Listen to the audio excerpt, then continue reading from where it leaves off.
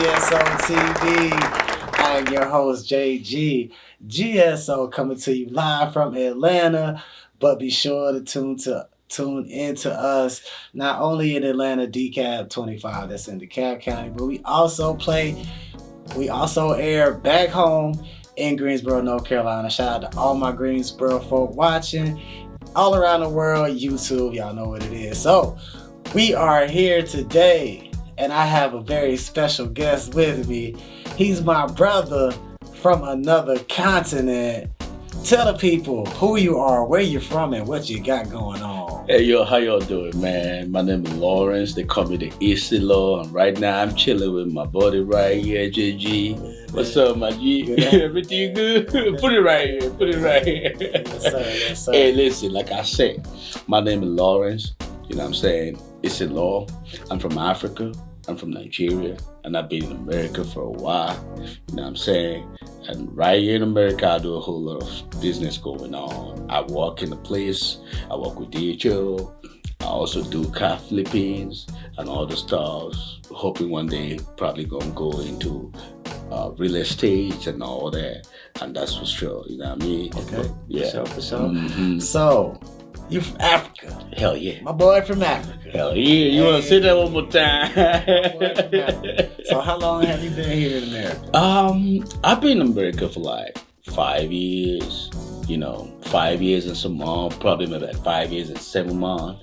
Okay. Yeah. You liking it so far? Oh yeah, man. What are you talking about, bro? Come on, listen. So what part of Africa are you from? I'm from Nigeria. Shouts out to all my Nigerians. All my Nigerian brothers right there, my Nigerian sister, my Nigerian people. Yeah. Trust me, man.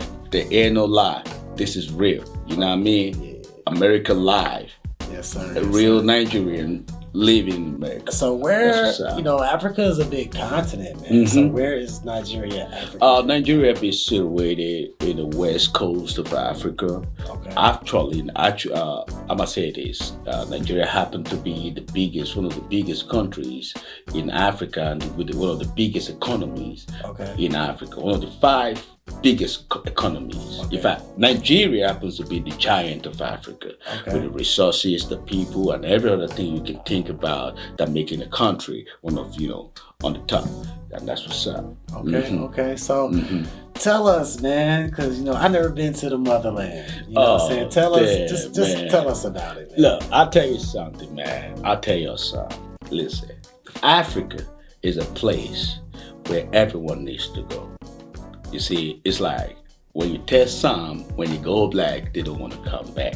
And that's what's up with Africa. Right. Everything about Africa, I look, it's just too enormous. Right. There's a whole lot going on in Africa. You know what I mean? I have a friend right here in America who told me she want to go to Africa and leave. And right now, as I speak to you, hey, buddy, listen.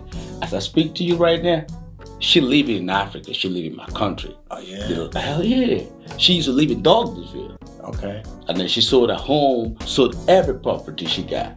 And then she moved back to Africa because it's cheaper to live in Africa than live in America, you know what I'm saying? And then right there, she called me on the phone and she'd be like, hey, yo, how America doing? Imagine American asking me how America doing because she's chilling back in Africa. Right. And I'd be like, well, we miss you know what I'm saying? That's beautiful. Mm-hmm. That's beautiful, man. Mm-hmm. So,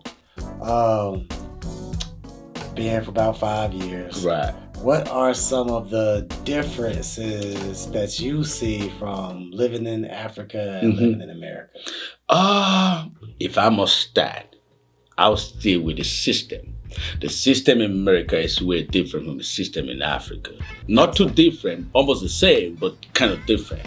You see, one of the biggest challenges people get right here in America, I'm talking about the Africans in America because they're used to the American system, especially when you just come into the country. It's the system of bills and taxes and all that, you know what I'm saying? But trust me, if you come to America, you're going to see all this I've seen. You see what I'm saying? But one of the biggest challenges I ever got is the language barriers, the culture, the food, the people, and the system, which is different from Africa. You see what I'm saying? But with time, if you're an African who is planning coming to America, you're welcome to America, part 2. You see what I'm saying? you're definitely not gonna miss it. If you're hardworking, then you can survive America. But if you're not hardworking, I'm probably gonna tell you, don't even think about it. Trust me. Yeah. So what brought you here? What made you be like, okay, I want to move to America? Trust me, the first thing that made me feel like I want to live in America is, number one, ever since I was a kid, I used to watch American movies. You know, I watch a whole lot of American movies, listen to a whole lot of American music. Days of the Tupac, the Bone Thugs and Harmony, you know what I'm saying? Right, yeah, you know what I mean? Bone Thugs and Harmony, all of them, you know, Dr. Dre, Snoop Dogg. I listen to these guys and then they inspired me a lot. And guess what? I tell you something, they're gonna be a secret. Don't tell no one I told you that. Now, this secret is, back home in Africa, I used to dress like the Yankee boys. That's what we call Americans, yeah. Yankee boys, yeah. Put some shorts, put some sneakers, some socks, some t-shirts, some hat. And guess, I never knew that dreams come true until I was doing all these. And they were calling me back home. They were like, hey, Yankee boy. One woman back then in Africa, God bless her soul, she's late right now. She used to tell me, hey buddy, what's going on? You always dress like someone who come from America. You're African, man, you're from Nigeria. And I'd be like, I like the place, I want to go there. I never knew I was going to be here until I got here. And when I came here, I met so many nice people. You know, just like the G, you know, folks around, you know, good places. And trust me, I like the food too. Yeah. So, came to America, right. You know what I'm saying? Things are going great. We linked up, you know what I'm saying? You're a real cool cat, you know what I'm saying? Right. Now, you know, there's this little situation here in America where, you know, African Americans, it's a divide. Right. We feel like sometimes Africans, you know, don't really like blacks in America. You know, sometimes, you know, blacks in America, it can be a little divide there. You know what I'm saying? Right. Like we feel like y'all don't sometimes y'all don't feel where we coming from. Sometimes, you know, the opposite. We might not feel where y'all coming from. But let me just say first. Right. I feel like I am physically an African. You know what I'm saying? I feel like I can go to Africa right now and there'll be somebody there that looks just like me or reminds me of somebody that's in my family. You know what I'm saying? So I feel like I physiologically, my lineage, you know, through the transatlantic slave trade, I feel like I'm an African. You know what I'm saying? You are an African. First of all, I feel like in America doesn't treat us like Americans. You know, we're still treated like second-class citizens here. We get killed by the police. We get disenfranchised. You know what I'm saying? So I never really felt like, personally, I don't feel like America is my home. And I'm also a big fan of, you know, big follower of Marcus Garvey and Malcolm X and people of that nature who always, a lot of our leaders always reach back to Africa and was like, we need to reconnect with our African roots and our African origins. So I've always respected that ideology, you know what I'm saying? Do you feel like, you know what I'm saying, coming up or however however we're programmed to be, do you feel like there is a divide between Africans and African Americans? There is no division. Don't let nobody fool you. Listen, guys, there is no division. The only division is in your mind. You see what I'm saying? Look at my skin color. Look at his skin color. Can you tell the difference? Hell no. The difference is in your mind. You see what I'm saying? Look, listen. Every black tribe, every black skinned person, it don't matter where you're from America, you're from the Dominicans, you're from anywhere in the world, you're from Brazil, you're from Italy, wherever you come from, for as long as your skin color say you're damn black, you're black. And guess what? The good news is this, just to make you understand so we're gonna be on the same page. Every black man comes from Africa. The continent Africa is big. So I'm saying it got about 52 countries in Africa. It might not be as big as some other part of the planet, but guess what? Every black person comes from Africa. Now you all know the story about the the slave trade era and stuff like that. People being moved away from Africa, being shipped back to moved to America, moved to Asia, every other part of the world. That was the slavery era. Okay, now don't get it twisted. It don't matter how far you go or how long we've been shipped. What matters is when you see a brother that got a black skin, just know this for sure, that he from Africa, and that's where you from. So JG ain't gonna lie to you. The truth is, you're an African. There is no division. The division is in your mind because you've been lied, saying you from America. No, you're not from America. Hell no. Yeah, and I always say, you know, and this is like a whole, we could go down this rabbit hole, but you know, us Africans in America, you know, we're different. We're a different breed because we are Africans biology, right? But we've had a European mind frame exactly instilled into us. So we think like Europeans because Europeans are our oppressors. They are slave masters. Let me tell you something, Jay. Do you know this? If you take the next available flight going to Africa, it don't matter what country you go, we're all the same. You have Nigeria or Ghana or South Africa or Congo or Senegal or Sierra Leone or Gabon or Niger or Chad, wherever you go. Nobody gonna know that you're not from there. Yeah. They're gonna see the only reason they're gonna know that you're not from there is when you speak your accent. Right. Now your accent they're gonna be like, "Woo, oh man, you got an accent. Where you from?" Right. But if you don't speak, nobody knows who you are because you're just like them. You like my country.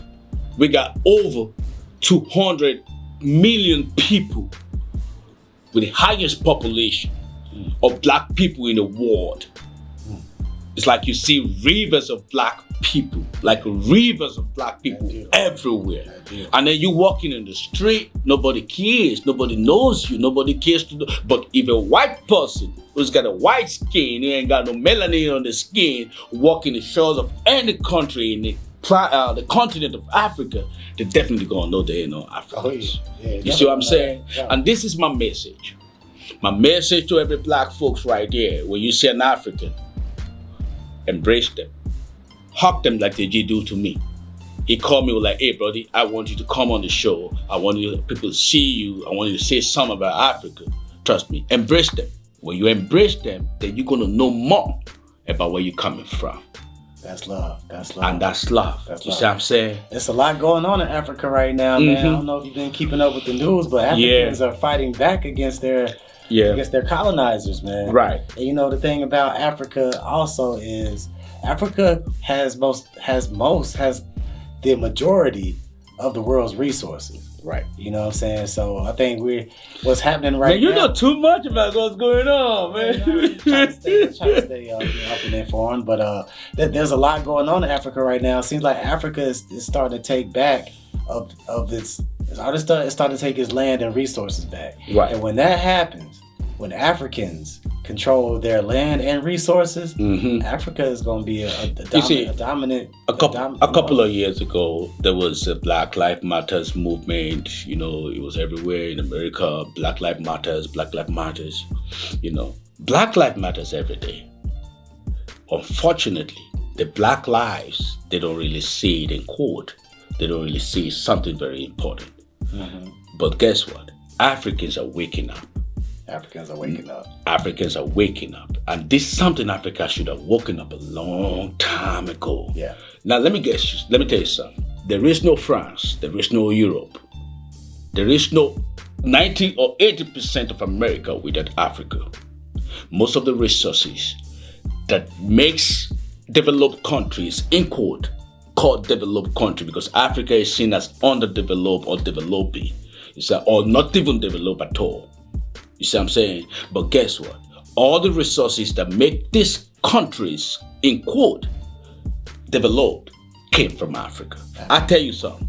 Right now, what's going on, like my buddy right here be saying about Niger happened to be one of the poorest countries in the world. one of the poorest countries in the whole continent. But they got all the resources. But guess what? The resources, Niger's got a whole lot of uranium. They got every other thing you want to think, just like every other countries in Africa. Like Nigeria, my country, you can think of any natural resources.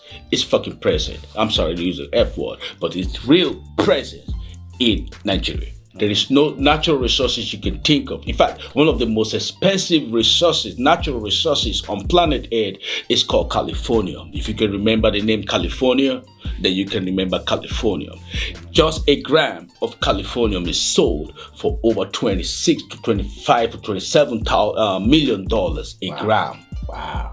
And this californium we're talking about is in abundance in Borno State. Borno State is in the northern part of Nigeria. A whole lot of this is in abundance right there.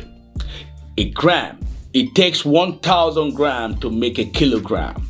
Now, 1 gram is sold for over 20-something million dollars. Wow. Not any African currency. I'm talking about the US dollars. Now, this californium, guess what? This is just californium we're talking about. We ain't talking about crude oil, we ain't talking about gold, we ain't talking about silver, we ain't talking about bitcoin, we ain't talking about nothing else. We're talking about coal and the rest of that. Just californium. A gram of californium, you could do your research, go to your Google, californium, just 1 gram is sold for about 20-something million dollars per gram. And 1,000 grams make a kilogram. And we got a whole lot. Now look at this. Niger as a country, we've got a whole lot of uranium. Uranium is a natural resources used in producing most of these nuclear weapons like gunpowder, nuclear weapons, ballistics, and the rest of all that. They got a whole lot of this in Niger. But guess what? Niger is a French-speaking country, a Francophone country, because they were colonized by the French.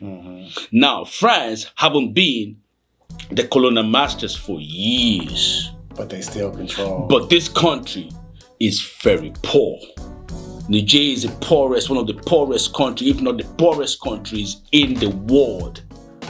And they got one of the richest resources. And then France comes in, mine these resources, take it back to France, enrich the economy in France, and then come back to Africa and give them peanuts. It's exploitation. That's exploitation. Exactly. That's what it is. You know what I'm saying? And that's the same game. But guess what? That's the same game that they've been running for years. I'll tell you why they keep doing that.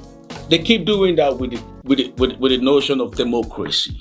The idea of democracy. Now, democracy is an absence of military rule or military dominance. And then it's a civilian rule where everybody believes it's the government of the people, by the people and for the people. But unfortunately, it's not a government for the people, but a government for the elites. And now these elites, they're the politicians who work side to side with all these French government, and then they make these politicians rich. The politicians are richer while the people... Look, do you know that an average Nigerian or a Nigerian survives less than $1 a day? Yeah, hell yeah. I'm talking about 50 cents. Some people don't even got 50 cents. I'm so lucky to be in America. God bless America. It's a better place, you know. I miss Africa though, because there's no place like home no matter anywhere you go. But guess what? The truth is, Africa needs to be liberated from the hands of the colonial master, from the apron springs. Absolutely. And it's happening. And guess what? When Africa liberates themselves, like what's going on right now, Niger has been kicking out France. They kick out the immigrations. They kicked out the embassies and all that. Send them back. We don't want you guys in Africa. If you guys think you want to do business with us, we got the resources. Then come to my country and then buy these resources and then refine these resources in my country. Don't take it to your country and don't give us peanuts. You see what I'm saying? So Africa is waking up. Now, if Africa wakes up, this is what's going to happen to the rest of the black people all over the world. It don't matter if you're a black American. It don't matter if you're from Honduras. For as long as your skin say you're black. This is what's going to happen to you. Once Africa wakes up and liberate themselves, Africa is going to be one of the richest continents ever. Oh, yeah. And guess what? A lot of black people living in the diaspora, like here, trust me, they want to relocate to Africa because they're always welcome. I see it. It's coming. I'm going to Africa. I know you're going. You ain't got no choice, man. I'll take you to Africa. You're going to eat some fufu. You're going to eat some ogbono soup. You're going to eat some okra soup. Yeah. You're going to eat some rice and stew the African way. Trust me, sometimes they're fucking hot, man. I swear to God. It's going to happen. So, yeah. What about the weather? How did you have to adjust to the weather here? It wasn't easy for me, I ain't gonna lie to you all, man, because in Africa, in most of the African countries, we got just two seasons. We call it the dry season and the rainy season. In America here and other parts of the West Indies, we got 4 seasons. We got the winter, we got the autumn, we got the summer, we got the springs. In a row, we got winter, spring, summer, autumn. But in Africa, we only got 2, rainy and dry. When it is cold in Africa, it's not as cold as it is right here. When it is hot, sometimes it go hotter though. So you had to adjust to the cold. I had to adjust to the cold, man. Oh no, I was freezing. I was freezing. And guess what? I'm even lucky. I live in Georgia where it's not that bad. Right. But areas like Boston and some other cold places, you don't even feel your ears. Someone can use the scissors and cut off your ears and you don't feel the pain. You don't feel that, okay, it's bleeding. Yeah. But guess what, man? It took me a while. But after a while, definitely you're gonna adjust to the city. Like right now, I'm scared of winter, man. I'm good. Yeah, man. So happy for you to come through, man, you know what I'm saying, and share, your experiences with us and just shed light, you know what I'm saying, on how things are different, than being in America and being in Africa, man. And, we definitely got to make that trip back to Africa. Yeah. I got to make that trip to Africa. Right. You know what I'm saying? So we definitely going to make that happen. Shouts out to all my Africans, all the Africans in the diaspora, all over the world. We must unite. You know what I'm saying? Right. And once we unite, it's gonna be like a gang. Once all the black people unite, trust me, we already know who our oppressors are. They can do shit. Yeah. You know what I mean? They can do shit. They gonna be like, oh man, they realize they got some energy. Yeah. They realize they got some powers. And that's it. Yeah, and because the world needs that. The world needs that. The world needs to respect the black. You see, there's something about this color. I'll tell you something about this color that a whole lot of people don't even know or even appreciate God about this color. Now, this color is got melanin. I can walk in the sun and nothing gonna happen to me. Our oppressors, they can do what I do. Why? Their skin ain't got no melanin. But this is no beef. This is just to try to let people understand that there's something unique about the blacks. And the moment you start respecting the blacks, the better for everybody. You see what I'm saying? Shout out to people like Martin Luther King, respect my boss, the Marcus Garvey, all of them. They try to fight for black liberations.